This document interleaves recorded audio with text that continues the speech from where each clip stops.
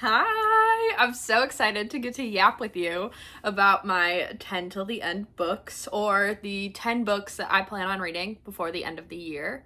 I am feeling pretty good about this list. I've been looking for a way to share my TBR with you in a more realistic way.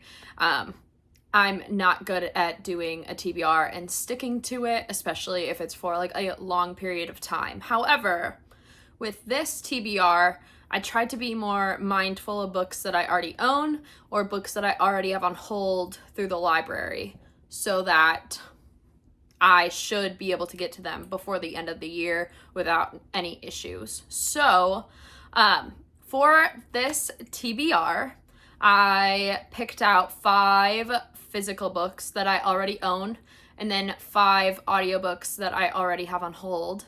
And I am so excited about all of them, and I'm excited to get to talk to you about them. And so, yeah, let's hop into it.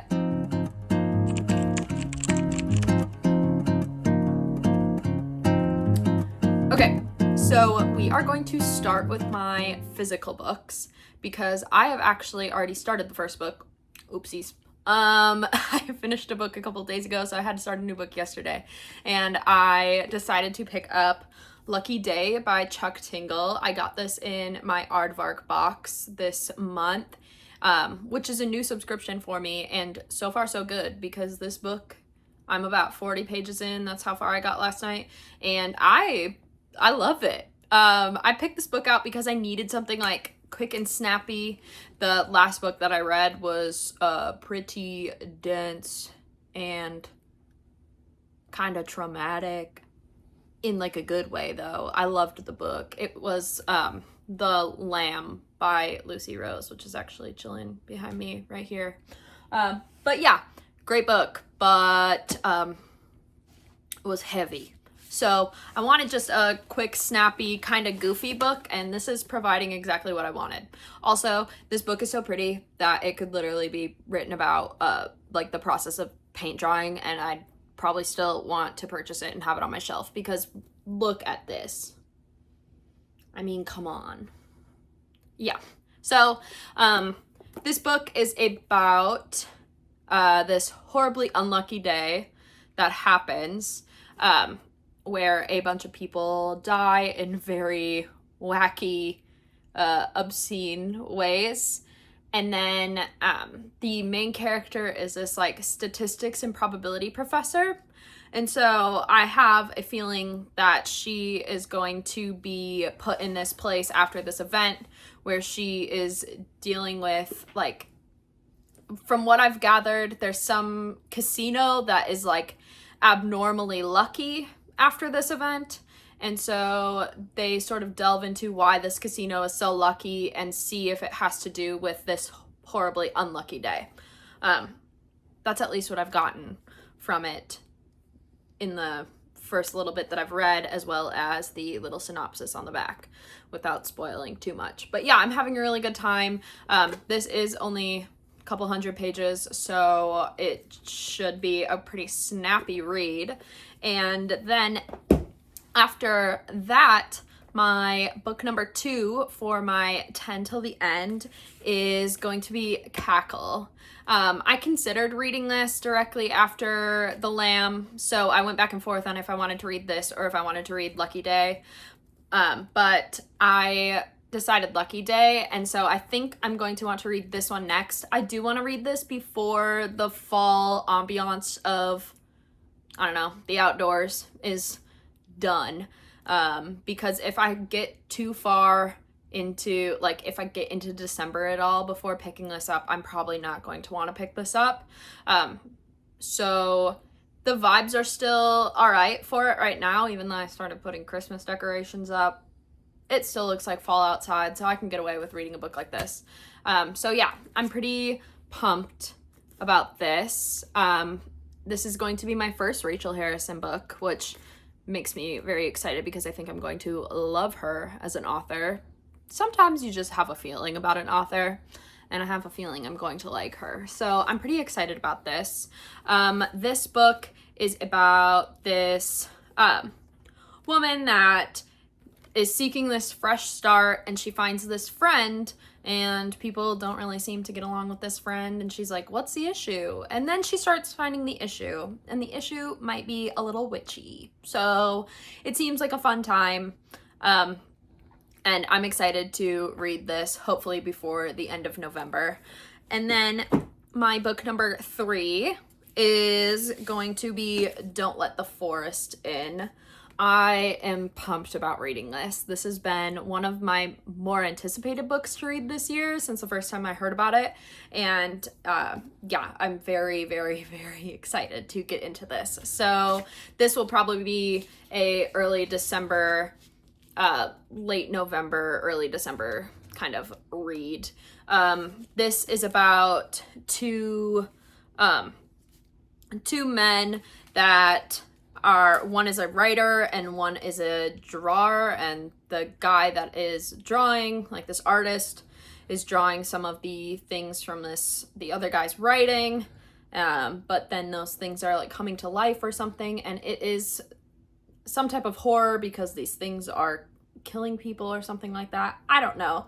And I don't want to know a whole lot going into this because I feel like the unknown and the whimsy around this, like what's being written and what's being drawn, is part of my intrigue. So yeah, this should be fun to be able to read towards the end of the year. I'm excited about this.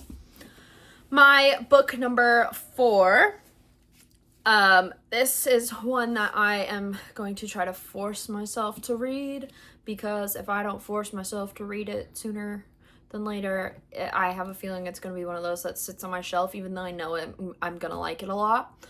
So yeah, book number 4 is Intermezzo by Sally Rooney. This will be my first Sally Rooney book. I have others that I would like to read, but I have heard great things about this, and from people I trust, I have been recommended this, so I have a feeling that this will be a book that I really love. I don't know why I'm kind of intimidated by it. I don't know. I think it's just, I've heard so many good things, and I have very high hopes for it, so I'm going to be very disappointed if I don't like this in the way that I think I will. It's reminding me a lot of how I felt before I read The 7 Husbands of Evelyn Hugo. I read that book probably about a little less than a year ago, so I read it about Christmas time last year, and that book sat on my shelf for like 2 years before that, because I was just like, I didn't want to read it because I was scared it wasn't gonna live up to the hype in my head. And I feel like this is quickly becoming that, because I've owned this, when did it come out? 2024, but I know I bought it this year. I probably bought this like early this year, so it's already been sitting on my shelf for a minute, and I feel like I need to just do the thing and actually read it. So from what I've gathered, this book has a lot of like family drama, and like family dynamics that I find very interesting when I'm reading books in general. So yes, I am pretty anxious about this, but it's one of those that I think once I read it, it's going to be really impactful, and one of the books that I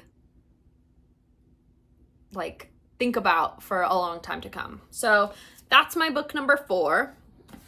Book number 5, I unfortunately don't have with me physically because it's being shipped by Aardvark, because in my Aardvark box that I got, they either forgot to include it, or because my box was so busted, it fell out.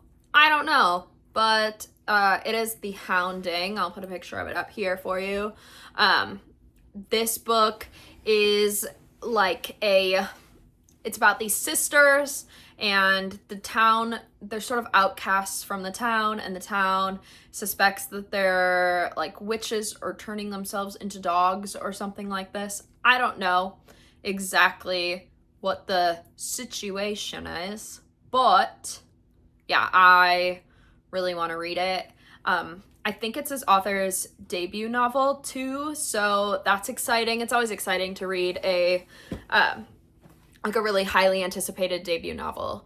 And so I'm very excited to get that in my hands hopefully soon. They reshipped that box, and I don't know if they're reshipping the entire box or just that book and like the bookmark, because I didn't get a bookmark. I'm sure that fell out of the box as well, because the box was literally like wide open and ripped apart on my doorstep. So I don't know. I am excited to read The Hounding. So it is going to be book number 5 and round out the physical books on my 10 till the end. The last 5 books on my 10 till the end are the audiobooks that I plan on listening to.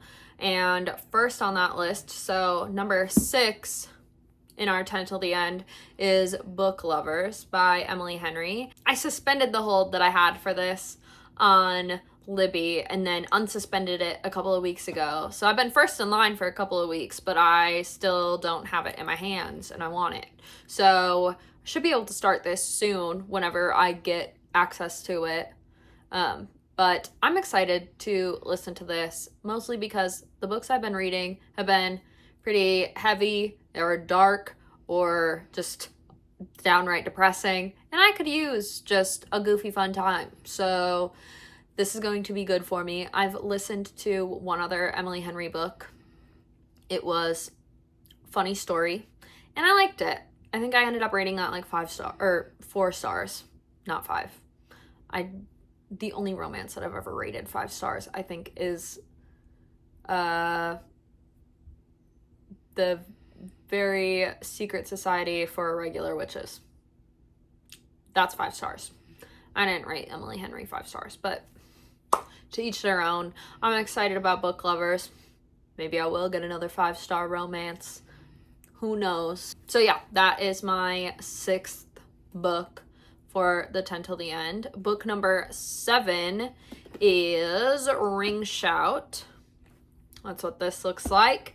And I have been recommended this by a friend, and from what I know, it's a historical fiction that is sort of centered around the KKK, if the cover didn't make that blatantly obvious.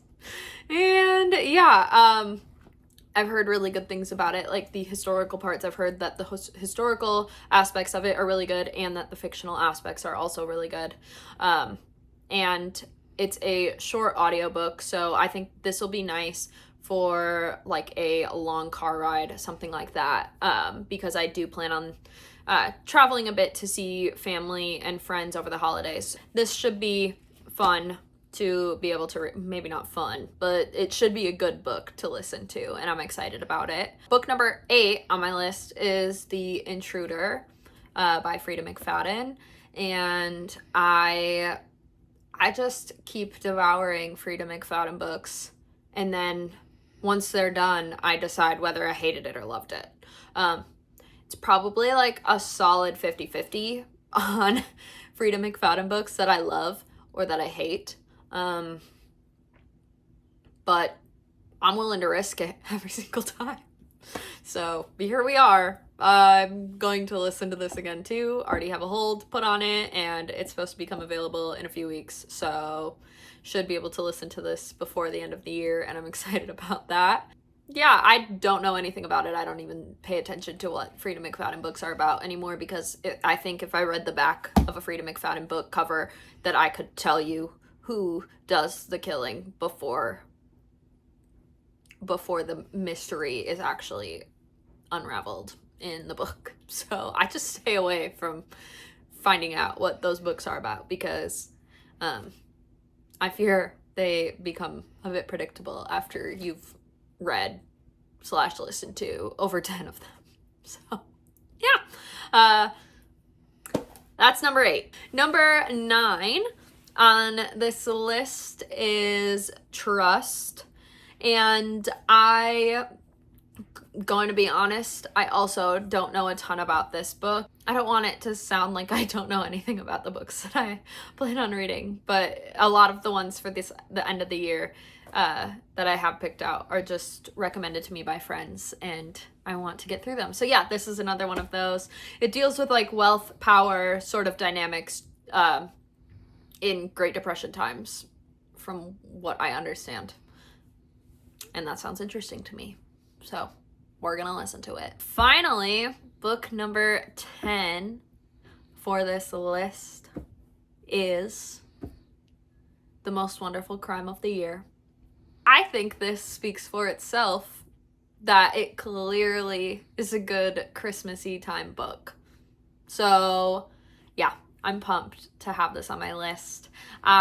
This is the only book that I know I want to listen to because I've been told that it's a good audiobook.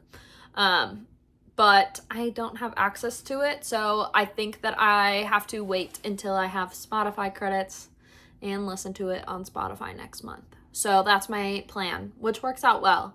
I just need to avoid listening to any other audiobooks on Spotify until I get around to listening to this, because then I'll have like they're not credits on there. They're like,